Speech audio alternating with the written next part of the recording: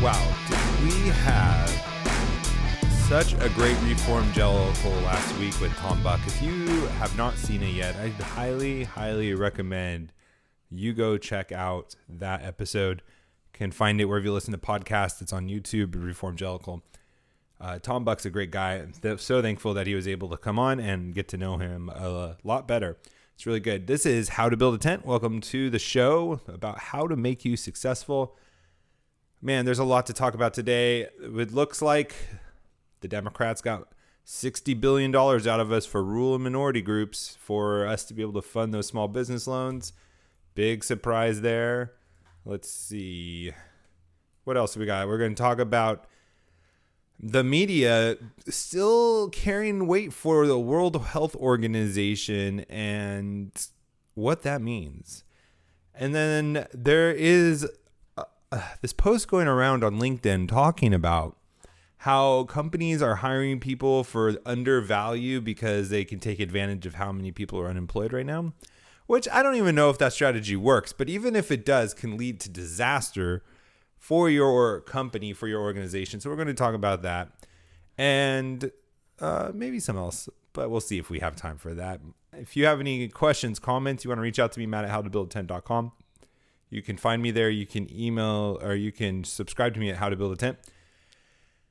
And I'd love to hear from you, especially if you disagree. I love getting into debates. It's one of my favorite things to do in this life. We are part of the Fight Laugh Feast Network. Go over to flfnetwork.com. Put in HGBT in the memo field, and you will get a sweet mug. You'll get a shirt. You'll get $100 off our conference coming up. And then you get tons of other stuff. So go over there and sign up for that Fight Laugh Feast, flfnetwork.com. That is where you go. All right, let's get into it. And if, by the way, if you find yourself enjoying the show, feel free to like it and share it, especially if you're on YouTube. That really helps. I really appreciate it. Senate nears $370 billion deal for the Corona Small Business Loans Program. Now, this is the one where we ran out of money Wednesday, and the bill or this program was bipartisan. It was to fund small businesses with the caveat that you had to keep your employees. 70% or 80% of it had to go to your salaries of your employees. It was a great program. Mnuchin said that for every dollar they spend on this program, it's one less dollar in unemployment. And I mean, I haven't done the math to verify that, but that sounds pretty close to being right. And then they ran out because so many people are needing this because we did the most disastrous thing in the world. Before we get into this, I just want to say, before I came on here, it was just absolutely amazing. And I want you to remember this. When we start to hear, if we didn't do this, it would have been far worse. If we didn't do this, the numbers would have been worse than they were. That this worked, this being the shutdown over this disaster to make it better. Millions of people are going to die. That's what Bernie Sanders says, my Bernie Sanders impersonation. Whenever you are for a policy he's against, if you get your way, he says, millions of people are going to die. I know I'm terrible. I'm not a comedian. I'm not a good impressionist, whatever you want to call it.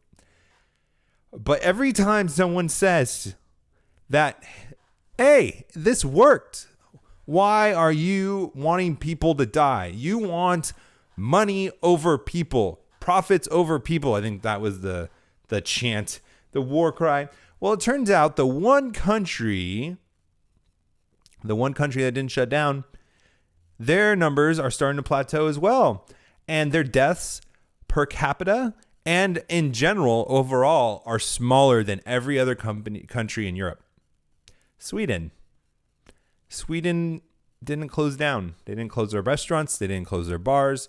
They didn't close their small businesses. And everyone was trying to get them to do it because this happened.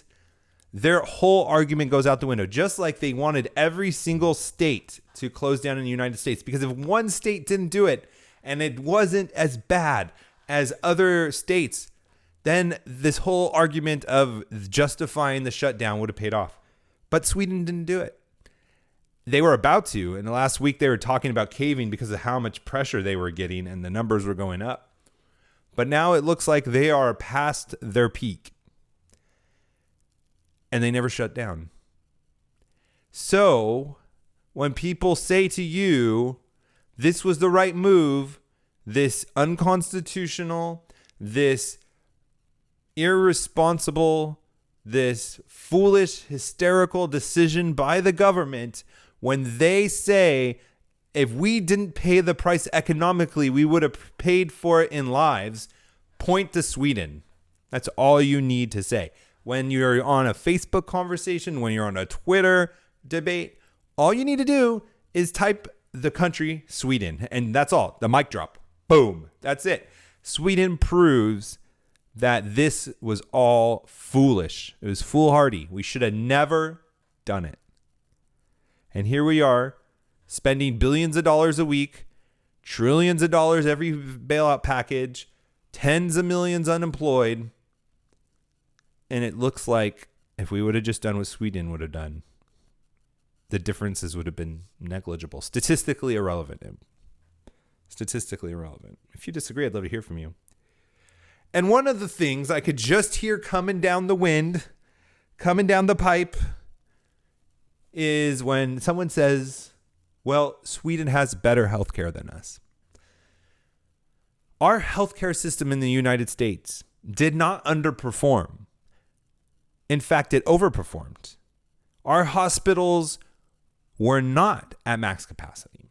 In New York, the ship that we sent up, the hospital's projections for respirators and for ventilators and for all of the things that they thought we needed, we never ran out.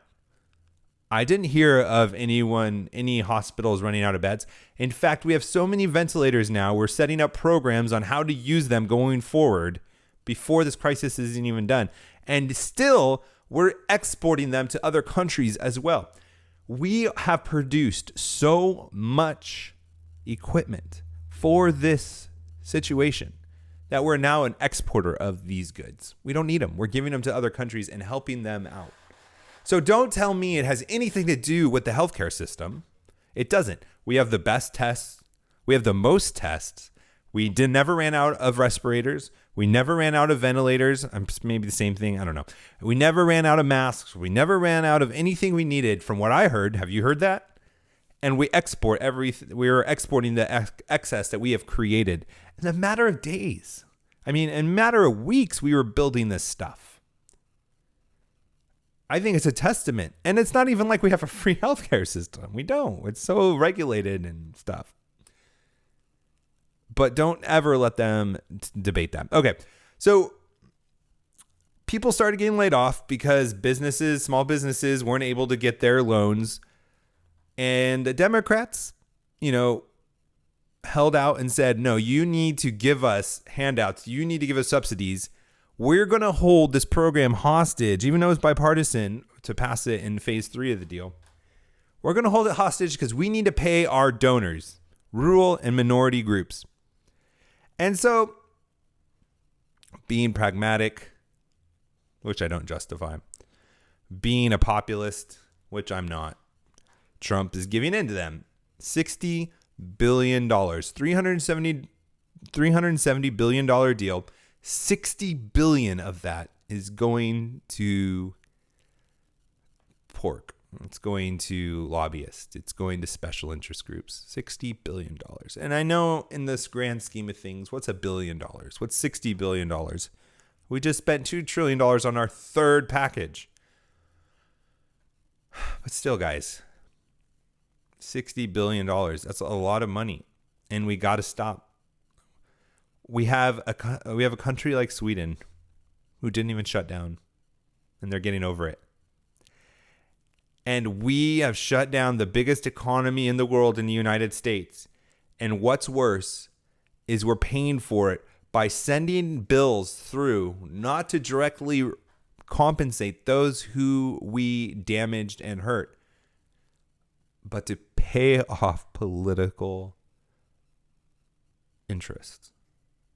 Think about that. That's our leadership. That's our government right now. We are responsible for who we vote for. we're responsible for who we vote for. So this means we get what we deserve. And we're starting to see it. We're starting to pay for it. Okay, we are going to get to the Ford's article about how they are, and the rest of the press is just basically regurgitating what the World Health Organization says. I want to talk about that. And then I also want to talk about this employee compensation thing going on. And I want to warn you if you're thinking about doing this. And then I also, maybe it's a thought or an encouragement if you're thinking of taking this kind of job where you're getting underpaid for what you're getting. But first, we got to talk about Kingsman Grooming Pros. They are having Kingsman Grooming products. You go to kingsmangroomingpros.com.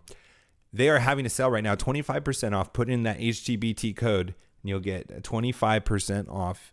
They have grooming products, pre-shave, aftershave, lotions, leather products, travel goods when we start traveling again. They have tons of other great stuff. Go over to kingsmangroomingpros.com. Get 25% off of high-quality products. They're phenomenal. Phenomenal. Every single person who has bought them and talked to me about them or told me how they liked it, love it. I haven't had one negative review yet, and I get tons of reviews.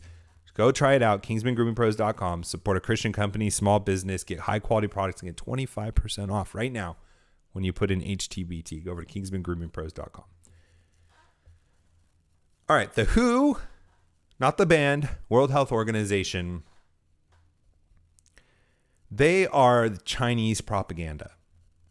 They are responsible for covering up, for lying, for giving us misinformation to the whole world, not to the United States, because they're beholden to the Chinese government. And there's a lot of reasons for it. The people that are in charge of the WHO, their home countries, get a lot of resources from China, and there's all these other things.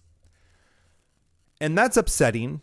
And I'm thankful that Trump defunded them, and I hope he doesn't give money back to them, which I have a feeling he won't. And how do I want to say this? I don't know how to say this because it's so I'm so livid from this. I'm not mad because of this organization. These global organizations are trash. I've known they've been trash for a long time. But that our press, Forbes, among a lot of these other ones, in fact, most of them, keep saying things like this. No, there is no evidence to suggest that recovered coronavirus patients and former asymptomatic carriers who have coronavirus antibodies in their blood will have a long-term COVID-19 immunity, the World Health Organization said in a press conference. Why are you forwarding, quoting, citing as a source anything that has to do with the World Health Organization? They're Chinese propaganda. And you knowing this and forwarding, citing as sources, referencing, you are no better either. You are Chinese propaganda. The press that's supposed to be defenders of freedom, it's engraved, it's woven into the foundings of who we are. Not only are you partisan and anti-Republican, anti-conservative, pro-big government. Not only are you that way here, but you're also shilling for the communist. You're shilling for another country. Are you kidding me? You're disgusting. You're absolutely disgusting. You're traitors. You're evil. When you are the propaganda arm of an evil empire like the communist Chinese, you're evil. You're disgusting. And I don't know why any of us ever listen or care about anything they say. It's so tempting to just never want to click on anything they write again, except I need material, except I need to talk about business stuff on the podcast. It's so tempting not to ever retweet it, but it's so outrageous that you feel like you need to have a response to it. I don't know what to do, guys, but it's disgusting and it infuriates me to no end. To no end. They're traitors. They're evil. And they should be held accountable somehow. I don't know how. All right, last story of the day. This guy, he is a president of a mortgage company, and it's on LinkedIn, and I'm not going to share whose name is because I don't know him or whatever, but it got 47,000 likes and 1,800 comments on LinkedIn. And he said, I see a lot of employers seeking to hire highly qualified employees at bottom dollar. The highly qualified employee was making $120,000 a year. You're offering him $70,000 a year, thinking you got a steal of a deal. The potential employee accepts your offer. You think you just saved your company a lot of money because you've done you've done that with the recent 25 new hires. What realistically taking place is the company is just a stepping stone to provide interim income until they can search out a higher salary position. That is true. If you are a company and you're looking to hire and you think that you are going to be able to underpay highly qualified or underpay anyone by definition, it doesn't matter if they're highly qualified or just regularly qualified. If you're going to do that, you're putting yourself at potential risk of an exponential amount of money. And what I mean by that is that when they quit, when this economy comes back, because it's not a typical recession, right? We didn't overextend ourselves. It's not like our companies have to restructure and those kinds of things. I mean, they're laying people off, but they have good credit. A lot of these companies are strong. They're in good financial position. So when they start to hire again, they are going to be paying them what they should be worth. And let's just say this is a good example, and I don't know if it is. This is just based off of this tweet. So it's very anecdotal. But if you hire someone for $70,000 and they're worth $120,000, a $50,000 difference, that guy is easily going to jump to another company. Now, what you may do is build such a great relationship that when they do want to jump, that you are prepared to give them a $50,000 raise, which is very uncharacteristic and unlikely for your company to do. Depending on your HR and how big your company is, that you may not even be allowed to give someone a $50,000 a year increase. And I don't know if you know that as employees, that there are usually metrics and frameworks of how much you can give a raise to a person. So if you are uneducated, you get a job, let's just say you're making $20 an hour, and we'll just keep it in hourly terms to make it simple. You're making $20 an hour, but then you go get your bachelor's, and then 3 years later you get your master's. And let's just say a master's degree will typically get you $50 an hour doing the things you're doing. You're using your degree and things like that. Your company is not going to give you a 100% increase or a $30 an hour, more than 100% increase from that $20 an hour, because they don't allow it to happen. And what usually happens is you have to jump companies, which is a stupid policy as much as it's a stupid policy to hire people under their salaries, because replacing an employee is far more expensive than just paying them more for what they left and went to another company for. So you want to be very cognizant of what it costs to hire a new employee. It is very expensive because you lose time from the last person, you leaving and finding and filling that position, training that person to their position and getting them up and running. That's a long time of not having that position. That's lost productivity. What else? You're losing the expertise of that person that you've been building into for however long they've been into the company. And you're probably going to have to pay them more anyways, because that seems to be what the market is going for, just statistically. So you want to be careful in doing that, and you would really be wise to not underpay. It might seem tempting. It might seem like the way you can do it. If you have to do it to survive, I mean, that's one thing. But then you need to be really cognizant of this factor, and it's a threat to your production. It's a threat to your company. And you need to take mitigation steps going forward. Maybe you slowly increase their salary. Maybe you have an understanding with HR. Maybe you have an understanding with this employee, give them other benefits and things like that. You need to be really careful when you are underpaying people, because you always get what you pay for. With that, we'll talk to you tomorrow. God bless.